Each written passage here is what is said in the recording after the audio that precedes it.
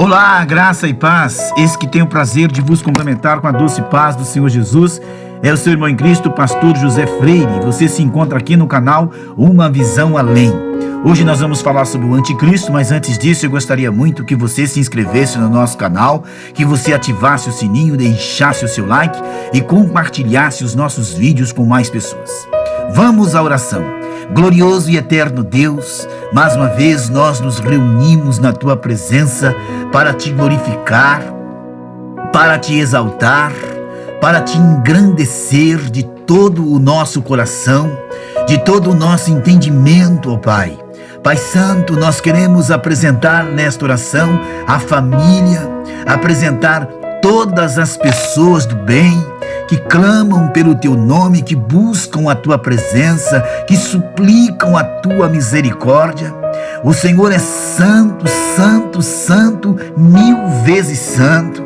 Queremos apresentar, ó Deus, todas as nações, todas as pessoas que conclamam pelo glorioso nome de Jesus. Apresento os casais, os filhos, os ministros da Tua palavra, ministros que clamam pelo glorioso nome de Jesus, que anunciam as boas novas de paz. Quero apresentar também na nossa oração, aleluia, que o Senhor possa realmente fazer maravilhas em meio à nossa fé, quebrando as correntes, os ferrolhos, as algemas, que o mal seja repreendido na vida desta pessoa, o mal seja repreendido na vida desta mulher, deste homem, deste casal e desta família. Que o Senhor possa nos dar vida e vida com abundância. Pai Santo, Te apresento os que se encontram enfermos, os que se encontram abatidos, feridos com as provas da vida, com as lutas da vida. O Senhor é bom e maravilhoso, porque só o Senhor tem o poder para nos dar vitória. É o que nós lhe pedimos, lhe suplicamos e lhe imploramos em nome de Jesus. Queridos, se inscrevam no nosso canal, ative o sininho, deixe o seu like, compartilhe os nossos vídeos com mais pessoas. Vamos à palavra de hoje, palavra essa que tem como tema o anticristo. O que a Bíblia diz sobre ele? O anticristo sempre foi o tema de muitas especulações, não apenas nos dias atuais, mas até mesmo nos primeiros séculos depois de Cristo. Perguntas como: quando o anticristo se manifestará? Ou quem será o anticristo? Não faltam entre os cristãos. O anticristo já foi tema de filmes, de livros, peças teatrais, mas afinal, o que realmente a Bíblia diz sobre ele? O que significa a palavra anticristo? O termo anticristo, queridos, significa contra Cristo, rival de Cristo, ou no lugar, substituto de Cristo. Logo pode ser considerado um tipo de Cristo, qualquer um que se opõe a Cristo ou supõe estar no seu lugar. O que a Bíblia diz sobre o anticristo? Tanto no Antigo Testamento quanto no Novo Testamento, a Bíblia descreve alguns aspectos do anticristo. Antes de analisarmos algumas dessas referências, é preciso considerar uma regra da hermenêutica, que geralmente é conhecida como profecia de dupla referência, onde uma profecia se cumpre em dois momentos distintos da história. Ou seja, o profeta profetizou, a profecia se cumpriu primeiramente, mas o seu cumprimento não se esgotou, restando um segundo cumprimento. Em alguns casos, esse tipo de profecia pode apresentar até mesmo uma tripla referência ou aplicação. Um exemplo desse tipo de profecia é a profecia de Daniel no capítulo 7, citada por Jesus em seu sermão escatológico de Mateus 24, de Marcos 13 e de Lucas 21, onde ele deixa claro a aplicação futura de uma profecia que então os judeus acreditavam já ter se cumprido completamente. O anticristo no livro de Daniel. O profeta Daniel teve uma visão descrita no capítulo 7 do seu livro, onde ele vê 4 animais que subiam do mar: leão, urso, leopardo e outro terrível e indescritível, que representam 4 reinos, Daniel 7, do verso 1 ao 18. A visão prossegue e nos versículos seguintes, Daniel fala sobre um pequeno chifre que surge entre os 10 chifres do 4º animal. E nesse pequeno chifre havia olhos como de um homem, boca que falava com grandes coisas, Daniel 7, 8. A partir do verso 20, temos uma descrição detalhada deste chifre, condizente com a atuação do anticristo. E eu olhava, e eis que este chifre fazia guerra com os santos, e prevaleceu contra eles, até que veio o ancião de dias e fez justiça aos santos do Altíssimo, e chegou o tempo em que os santos possuíam o reino. Disse assim: o 4º animal será o 4º reino na terra, o qual será diferente de todos os reinos, e devorará toda a terra, e a pisará os pés, e a fará em pedaços. E quanto aos 10 chifres, daquele mesmo reino se levantarão 10 reis, e depois deles se levantará outro, o qual será diferente dos primeiros, e abaterá os 3 reis, e proferirá palavras contra o Altíssimo, e destruirá os santos do Altíssimo, e cuidará em mudar os tempos e a lei, e eles serão entregues na sua mão por um tempo, tempos e metade de um tempo. Daniel 7, 21 ao 25. É possível que essa profecia tenha múltipla realização, porém a maioria dos estudiosos concorda que esse pequeno chifre simboliza o aparecimento do anticristo. Se não, a primeira referência escrutilística a esse personagem escatológico. Também em Daniel 9, 27, 11, 31, 12, 11, em passagens onde claramente é aplicado o princípio da profecia de múltipla referência, é provavelmente a pessoa do anticristo que está sendo citada, onde a sua atuação no período final da presente era foi prefigurada pela atuação do rei da dinastia Seleucida, Antíoco IV, e Epifânio por volta de 167 a.C. e depois no cerco de Jerusalém em 70 d.C. pelo Império Romano. Agora, o anticristo no sermão escatológico de Jesus. Usando como base o texto de Mateus 24, nós vemos que Jesus primeiramente aplica ao imperador Tito, que destruiu Jerusalém e o templo no ano 70 d.C.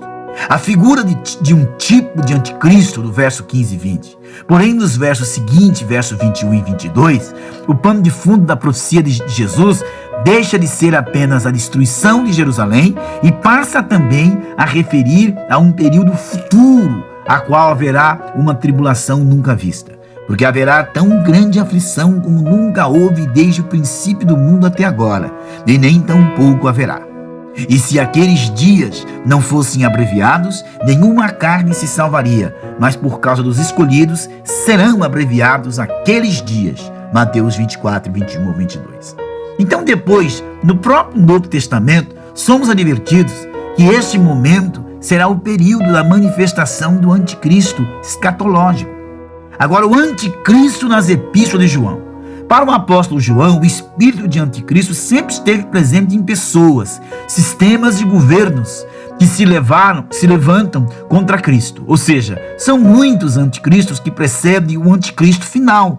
Isso fica claro em seus textos, onde ora ele usa o termo em um sentido impessoal, ora ele usa em sentido pessoal. Vejamos essas aplicações nos textos abaixo. Quem é mentiroso, senão aquele que nega que Jesus Cristo é o Senhor? O anticristo é esse mesmo que nega o Pai e o Filho. Primeira Epístola de João 2, 22. Não conhecereis o Espírito de Deus, nisto conhecereis o Espírito de Deus. Todo espírito que confessa que Jesus Cristo veio em carne é de Deus. E todo espírito que não confessa que Jesus Cristo veio em carne não é de Deus. Mas este é o espírito do anticristo, do qual já ouvistes que há de vir, e eis que já está agora no mundo. Primeira Epístola de João 4, verso 2 e 3. Porque já muitos enganadores entraram no mundo, os quais não confessam que Jesus Cristo veio em carne. Este tal é o enganador e o anticristo, segundo a Epístola de João 1,7. O anticristo nas epístolas de Paulo. O apóstolo Paulo escreve em Tessalonicenses e faz uma descrição detalhada sobre o momento em que o anticristo se manifestará, bem como suas principais características. Ora, irmãos, rogo-vos pela vida do nosso Senhor Jesus Cristo e pela reunião com Ele, que não vos movais facilmente o vosso entendimento, nem vos perturbeis, quer por espírito, quer por palavra, quer por epístola, como de nós, como se o dia de Cristo estivesse perto. Ninguém de maneira alguma se engane, porque não será assim sem que antes venha a apostasia e se manifeste o homem e o pecado, o filho da perdição, o qual se opõe e se levanta contra tudo que se chama Deus e se adora, de sorte que se assentará como Deus no templo de Deus, querendo parecer Deus. Não vos lembrais dessas coisas que vos dizia quando ainda estava convosco.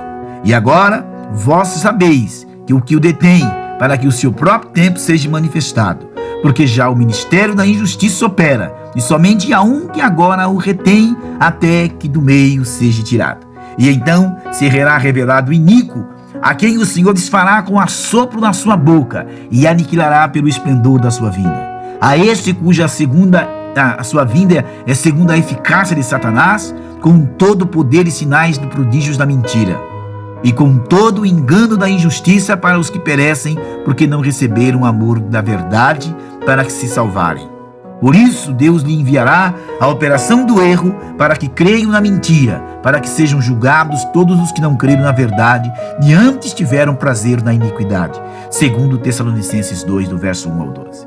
Note que Paulo mostra que o anticristo surgirá em um período da grande apostasia, que será uma pessoa específica, será adorado pelo mundo incrédulo, fará falsos milagres, se manifestará em um momento determinado e, por fim, será destruído por Cristo em sua segunda vinda. O anticristo no Apocalipse. O livro do Apocalipse descreve de forma clara a atuação do anticristo no capítulo 13. Ele é a besta que João vê emergir do mar.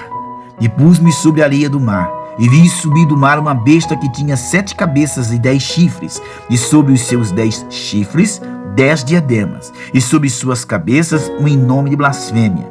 E a besta que vi era semelhante ao leopardo, e os seus pés como de um urso, e a sua boca como de leão. E o dragão deu-lhe o seu poder e o seu trono, e grande poderio. E vi uma sua cabeça como ferida de morte, e a sua chaga mortal foi curada. E toda a terra se maravilhou após a besta. E adoraram o dragão que deu a besta o poder, e adoraram a besta, dizendo: quem é semelhante à besta? Quem poderá batalhar contra ela? E lhe foi dado uma boca para proferir grandes coisas de blasfêmias, e deu-se-lhe poder para agir por 42 meses. E abriu sua boca em blasfêmia contra Deus, para blasfemar do seu nome, do seu tabernáculo e dos que habitam no céu. E lhe foi permitido fazer guerra aos santos e vencê-los, e deu-lhe-se o poder sobre toda tribo, língua e nação. E adoraram-no todos os que habitam sobre a terra, esses cujos nomes não estão escritos no livro da vida do Cordeiro, que foi morto desde a fundação do mundo. Se alguém tem ouvidos, ouça. Apocalipse 13, verso 1 ao 20. Perceba a incrível semelhança entre a visão do Apocalipse e a visão do profeta Daniel. Na verdade, o que o apóstolo João viu foi os 4 animais na visão de Daniel, de forma unificada. Essa besta sobe do mar. Mar, nas profecias bíblicas, muitas vezes significa nações, povos, sistemas geopolíticos e em sua agitação. Como exemplo disto, o profeta Isaías usa o mar para descrever as nações incrédulas. Mas os ímpios são como o mar bravo, porque não se pode aquietar, e suas águas lançam de si lama e lodo. Isaías 57, 20. Queridos, o anticristo, portanto, surgirá desta política turbulenta e globalizada. Ele surgirá no meio do caos, no meio das águas que agitam as nações, e será adorado. Ele incorporará todo o poder e crueldade dos grandes impérios do passado. Note que a besta que sobe do mar possui várias cabeças e representa o poder perseguidor de Satanás, incorporando em todos os governos e impérios ao longo da história. E no final, o que parecia estar morto ressurge em vida, e a terra toda fica maravilhada. Essa besta toma diferentes formas, e no fim ela se manifestará na pessoa do homem da iniquidade que Paulo escreveu, o anticristo escatológico.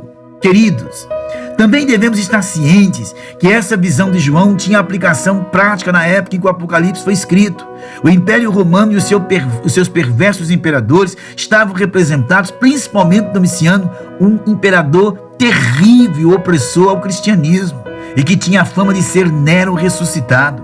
Ele exigia ser reconhecido como um deus, e era obrigatório o culto ao imperador, como pena para quem descumprisse a ordem da prisão, confisco de bens e até a morte. Os sacerdotes do paganismo romano usavam técnicas ilusórias e até mesmo ventrílocos para causar admiração nas pessoas, a fim de que a adoração fosse direcionada ao imperador. Esse contexto histórico, meus amados, se adequa perfeitamente ao texto, à prefigura e o período final da história, onde a falsa religião, em todo o seu potencial humanista, será direcionada as atenções para o anticristo, causando a admiração e a adoração de muitos. Mas quais são as características do anticristo? Ele surgirá em um período de turbulência dentre as nações. Ele será incorporação do próprio mal. Ele realizará grandes milagres. Ele agirá e governará pelo poder de Satanás. Ele será temido e reconhecido pelo mundo como alguém invencível. Ele será adorado. Ele perseguirá a todos que recusarem adorá-lo e fará oposição direta a Deus e à Igreja de Cristo. Esse será o período final da terrível tribulação descrito por Jesus. Ele será apoiado pela segunda besta, a besta que sobe da terra, o falso profeta. Ele tem um número e o seu número é 666. Muitos estudiosos debatem o significado deste número. Certamente também houve uma aplicação prática para os irmãos das 7 igrejas da Ásia Menor. Porém, de forma geral, se biblicamente o 7 é o número da perfeição, aplicado com o número de Deus, o 6 é o número da imperfeito, ou seja, o número do homem, o número do fracasso. E por mais que você repita o número 6, ele nunca será um 7. Portanto, o número da besta é fracasso, mais fracasso sobre fracasso. Ele será a personificação da imperfeição, o apóstolo da perfeição de Cristo. Ele terá um poder limitado, um tempo determinado ao qual foi permitido agir. E quando o seu tempo acabar, será destruído por Cristo e condenado eternamente ao lago de fogo.